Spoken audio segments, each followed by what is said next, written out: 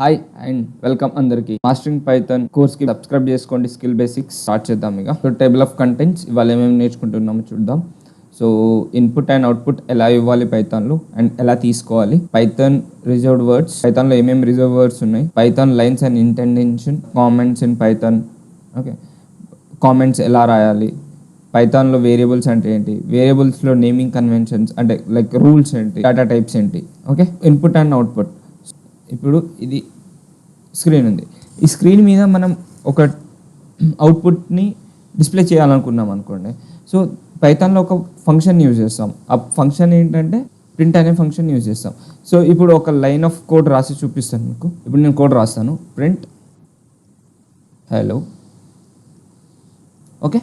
ఈ print hello రాయంగానే దీని output ఏమొస్తుంది, స్క్రీన్ మీద వస్తుంది. ఆ స్క్రీన్ మీద ఏమొస్తుంది అంటే హలో. అలానే అవుట్పుట్ అంటే ఏంటి, యూజర్ యొక్క ఇన్పుట్తోని మనకి అవుట్పుట్ వస్తుంది. ఇప్పుడు యూజర్ ఉంటాడు లైన్ ఆఫ్ కోడ్లో, ఇన్ బిట్వీన్ మన ఏజ్ ఒకవేళ 23 అయితే సో 23 అని ఎంటర్ చేస్తేనే తర్వాత మనకి next code of line execute అవుతుంది. ఒకవేళ కదా ఓటర్ ఆర్ నాట్, ఏం చేయాలి, యూజర్ నుండి ఇన్పుట్ తీసుకోవాలి. ఇన్పుట్, ఓకేనా, ఇన్పుట్ తర్వాత మనం ఇన్పుట్ తీసుకుంటాం, ఏలో స్టోర్ చేస్తాం. అయితే ఏలో స్టోర్ చేశాక ఏని ప్రింట్ చేయాలి కదా, సో ఏ అని ప్రింట్ చేస్తాం. ఆ ఇన్పుట్ పోయి ఇక్కడ ప్రింట్ అవుతుంది. సో మనం ఏలో ఇన్పుట్ మనం ఒకవేళ పైథాన్ అని ఇచ్చామనుకోండి, ఇక్కడ స్క్రీన్ మీద పైథాన్ అని ప్రింట్ అవుతుంది. సో ఇది సింటాక్స్. మనం ప్రాక్టికల్గా చేసి చూద్దాం. ఇప్పుడు కోడ్లో కొత్త ఫైల్ ప్రింట్ చేసి మన సిస్టంలో పైథాన్ ఉందా లేదా ఎలా తెలుసుకోవాలంటే పైథాన్ //version ఇలా ఎగ్జిక్యూట్ అయ్యి ఇలా వచ్చింది అనుకోండి, మన సిస్టంలో పైథాన్ ఉన్నట్టు. ప్రింట్ హలో, హలో అవ్వగానే ఇది సేవ్ కావాలి. సో ఇది ప్రింట్ అవ్వాలంటే మనం సేవ్ చేయాలి, సిస్టంలోకి సేవ్ చేద్దాం. .py. సో పైథాన్ యొక్క ఎక్స్టెన్షన్ ఏంటి, .py అని రాస్తే అది పైథాన్ ఫైల్ అన్నట్టు తెలుస్తుంది. పైథాన్ 4 అని రాద్దాం. సో మీరు ఇష్టమైన పేరు ఇవ్వచ్చు. చూడండి హలో అని ప్రింట్ అయిందా, ఓకే. ఒకవేళ హలో ప్లేస్లో మనకి ఇంకేమైనా ప్రింట్ అవ్వాలనుకుంటే చూడండి మాస్టరింగ్ పైథాన్ అని ప్రింట్ చేపిద్దాం. హలో మాస్టరింగ్ పైథాన్ అని వచ్చింది, ఓకే. ఏ అనే వేరియబుల్లో మనం స్టోర్ చేయాలి. సో ఇన్పుట్ అనే ఫంక్షన్ యూజ్ చేయాలి. ఎంటర్ ద ఏజ్ ఎంటర్ అయ్యాక సో ఇది ఎగ్జిక్యూట్ చేయాలి. చూడండి ఇప్పుడు మనం ఎంటర్ ద ఏజ్ అని వస్తుందా. సో ఏజ్ మనం 23 అని ప్రింట్ చేస్తాం అనుకోండి, మనకు 23 అని ప్రింట్ అవుతుంది.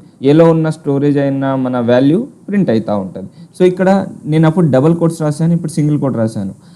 ప్రింట్లో ఉన్నది ఫంక్షన్ లైక్ మనం ప్రింట్లో ఉన్నది ప్రింట్ చేయాలనుకుంటే డబుల్ కోట్స్ రాస్తాం. కానీ ఒక స్టోర్డ్ వాల్యూ ప్రింట్ చేయాలనుకున్నాం అనుకోండి, అది నార్మల్గా వేరియబుల్ లెక్క రాసేస్తాం. సో డబుల్ కోట్స్లో రాస్తే వాల్యూ అవుతుంది. సో మీకు ఎగ్జాంపుల్ చూపిస్తాను. డబుల్ కోట్స్లో ఏ అని రాసా మనకి ఏ అని ప్రింట్ అవుతుంది, ఓకే. ఏ అని ప్రింట్ అయింది. ఏజ్ అడుగుతుంది ఎందుకంటే మనం ఇన్పుట్ తీసుకుంటున్నాం, కానీ ఇన్పుట్ ప్రింట్ అవుతలేదు. చూసారా, అవుతలేదు. ఏ అని ప్రింట్ అవుతుంది ఎందుకంటే మనం ఏ అనే క్యారెక్టర్ని ప్రింట్ చేస్తున్నాం. మనకు వేరియబుల్ రావాలి. సో వేరియబుల్ రావాలంటే వేరియబుల్ని ప్రింట్ చేయాలంటే జస్ట్ డబుల్ కోట్స్లో రాయకూడదు. 24 అని పెట్టామనుకోండి, మనకు అవుట్పుట్లో 24 అని వచ్చింది, కనబడుతుందా, ఓకే.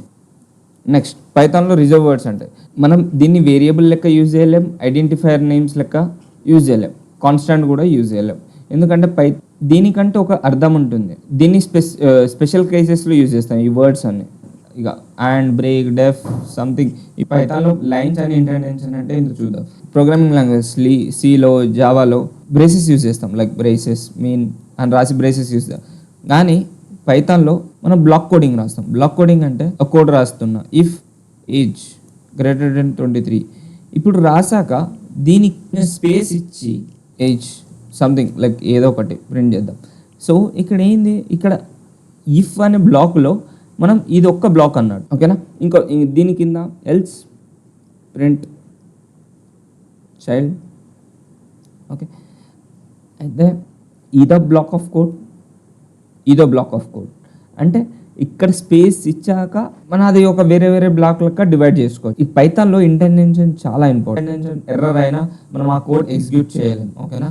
సో ఇక్కడ చూడండి, ఇఫ్ ట్రూ, ఇక్కడ స్పేస్ ఇచ్చాం, చూసారా, స్పేస్ ఇచ్చాం, print this is identified correctly, ఓకేనా.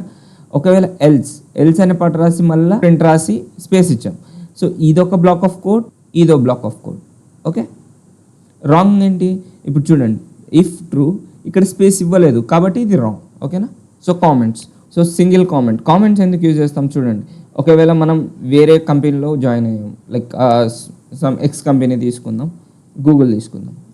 మనం గూగుల్లో మనం జాయిన్ అవ్వగానే మనకు ఒక వర్క్ ఇస్తారు, ఒక 10 lines ఆఫ్ కోడ్ రాస్తాం మనం.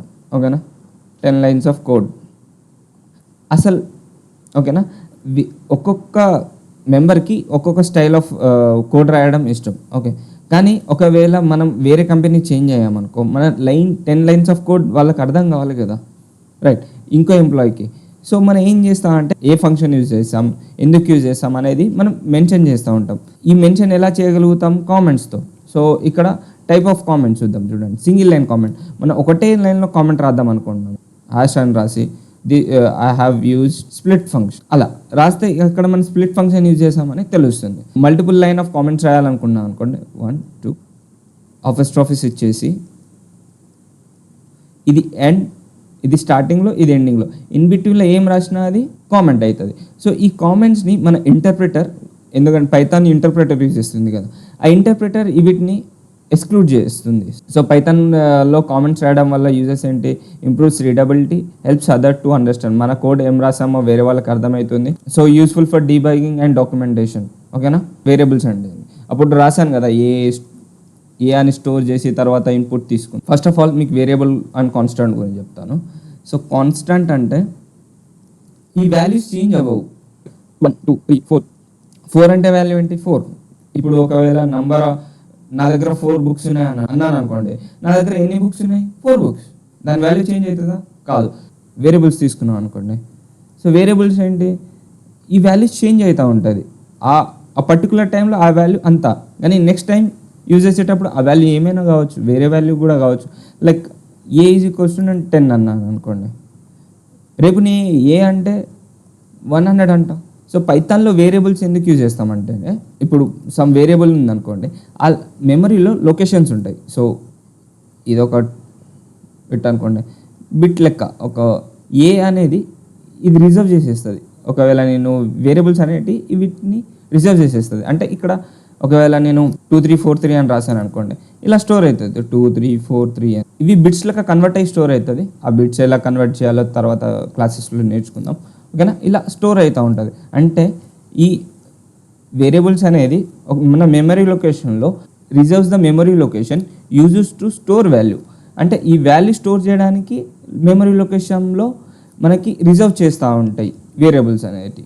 వేరియబుల్స్లో ఇంటీజర్, ఫ్లోట్ అండ్ బులియన్. వేరియబుల్లో మనం 10 అనే వాల్యూ స్టోర్ చేస్తున్నాం, ఎక్స్ అనే వేరియబుల్లో 10 అనే వాల్యూ స్టోర్ చేస్తున్నాం. సో ఆ టైంలోనే ఎక్స్ వాల్యూ 10 అంతే. ఓకేనా, సో ఎక్స్లో ఏం చేస్తున్నాం, న్యూమరికల్ వాల్యూస్ అంటే అవి ఇంటీజర్స్ అన్నట్టు. ఓకేనా, నేమ్ అనే వేరియబుల్. ఓకే, నేమ్ అనే వేరియబుల్లో మనం ఆకాశ్ అనే స్ట్రింగ్ యూజ్ చేస్తాం. స్ట్రింగ్ అంటే కలెక్షన్ ఆఫ్ క్యారెక్టర్స్. ప్రైస్ అనేది ఏంటి, ఇది ఫ్లోట్ వాల్యూ, ఎందుకంటే మనం డెసిమల్ వాల్యూస్ యూజ్ చేస్తున్నాం. డెసిమల్ వాల్యూస్ని మనం ఫ్లోట్ అని పిలుస్తాం. చూడండి, A, B, C is equals to 1, 2, 3. ఇప్పుడు A value 1, B value 2, C value 3 అన్నట్టు. మనం వేరియబుల్స్ రాస్తున్నాం కదా, వేరియబుల్స్ నేమ్ రాయడంలో రూల్స్ ఉంటాయి. ఆ రూల్స్ ఏందో చూద్దాం. చూడండి, variable name must start with a letter or underscore.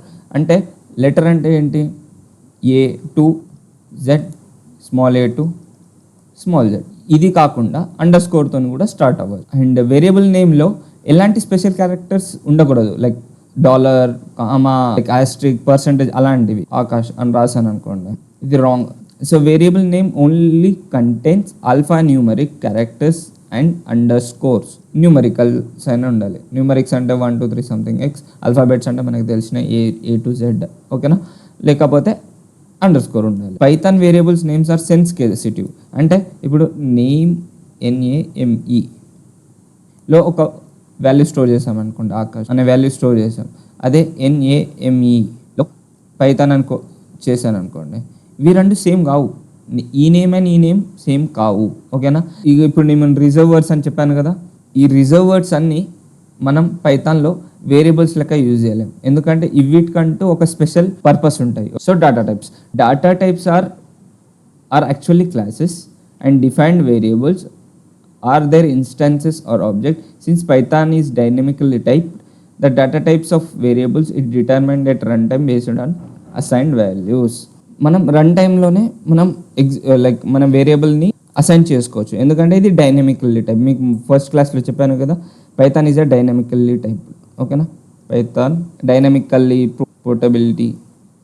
ఇది ఇంటీజర్స్ అంటే -∞ నుండి 0 ఇన్ఫినిటీ. ఓకేనా, ఇప్పుడు ఏ వాల్యూ -10 అన్నాం అనుకోండి, వాల్యూ అక్కడ -10. సో ఫ్లోట్ అంటే ఏం లేదు, డెసిమల్ వాల్యూస్ని మనం ఫ్లోట్ అని పిలుస్తాం. ఇగో y = 3.14 పాయింట్ ఉంది కదా డెసిమల్ వాల్యూ.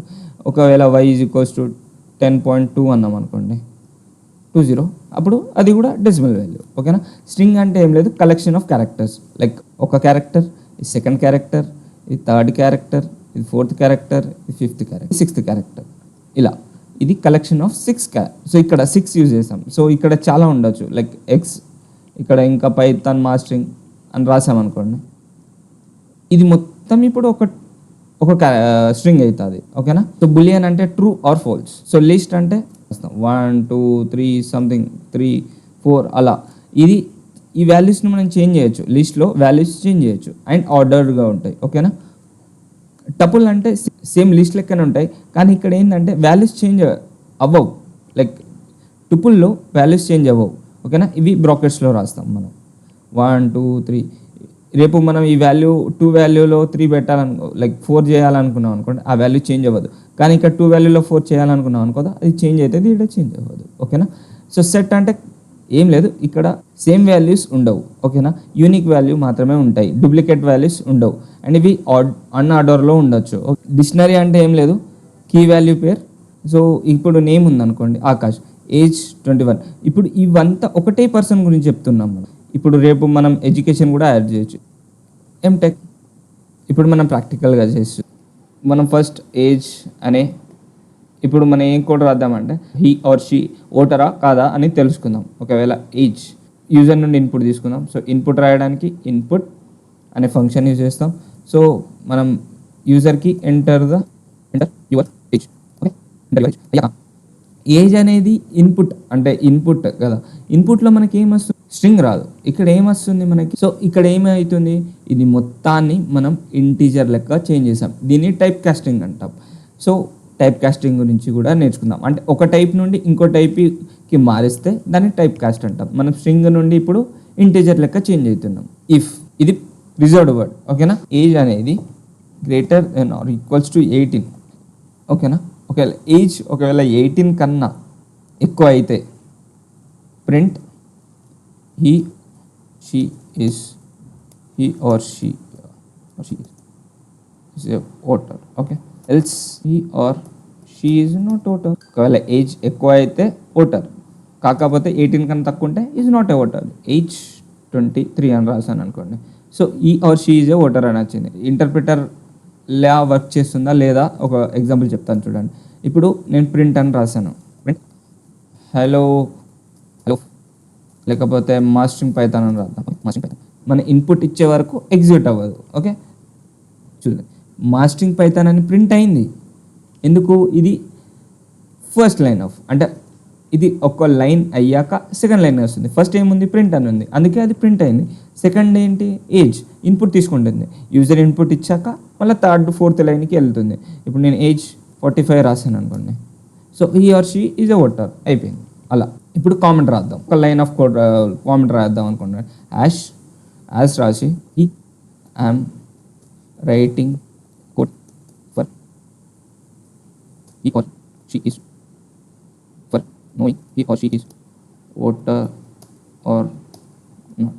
ఓకే, అలా రాస్తే ఈ లైన్ ఆఫ్ కోడ్ అనేది ఎగ్జిక్యూట్ అవ్వదు, ఎందుకంటే ఇది కామెంట్. ఓకేనా, ఇంటర్ప్రిటర్ కామెంట్స్ని ఎక్స్క్లూడ్ చేసేస్తుంది. చూడండి, నేను ఒక సేమ్ 45 ఇద్దాం. చూసారా, సేమ్ ప్రింట్ అయింది, మన కోడ్లో రాసాం, కానీ అది ఎగ్జిక్యూట్ అవ్వలేదు. ఎందుకు, ఇది కామెంట్ కాబట్టి. ఒకవేళ నేను మల్టిపుల్ లైన్ ఆఫ్ కామెంట్స్ రాద్దాం అనుకున్నాను, సో ఇలా 3 లైన్స్ రాసాక మధ్యలో ఏం రాసినా అవి ఎగ్జిక్యూట్ అవ్వదు. The age the code is based on the age of the voter if the